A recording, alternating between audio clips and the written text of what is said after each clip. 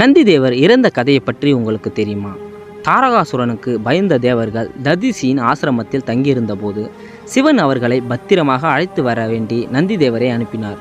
நந்திதேவரோ ஆசிரமத்திலிருந்து தேவர்களை அழைத்து வரும்போது அவர்களை தாக்க தாரகாசுரன் காத்திருக்கிறான். நந்திதேவரோ மிகப்பெரிய காளையாக மாறி தாரகாசுரனின் படையை தாக்கி கொண்டிருந்த போது தாரகாசுரன் கொடிய அஸ்திரத்தால் தேவர்களை தாக்க முயன்றான். இதை பார்த்த நந்திகேஸ்வரர் குறுக்கே வந்து அந்த அஸ்திரத்தை தனக்குள் வாங்கி கொண்டு அங்கேயே கீழே விழுந்து இறந்து போனார். இதை கண்டு அந்த இடம் நோக்கி வந்த சிவன் இறந்து கிடக்கும் நந்தியை பார்த்து கடும் கோபம் கொண்டார்.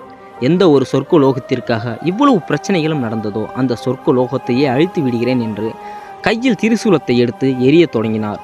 இதை பார்த்த தேவர்களும் அசுர குருவான சுக்கிராச்சாரியரும் சிவனின் காலில் விழுந்து தாரகாசுரன் செய்த தவறுக்காக மன்னிப்பு கேட்கிறார்கள்.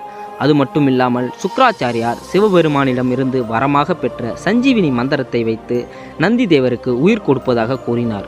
இதன் பிறகுதான் சிவபெருமான் சாந்தமாகினார். பிறகு சுக்கிராச்சாரியார் நந்தி தேவருக்கு சஞ்சீவினி மந்திரத்தை வைத்து உயிர் கொடுத்தார்.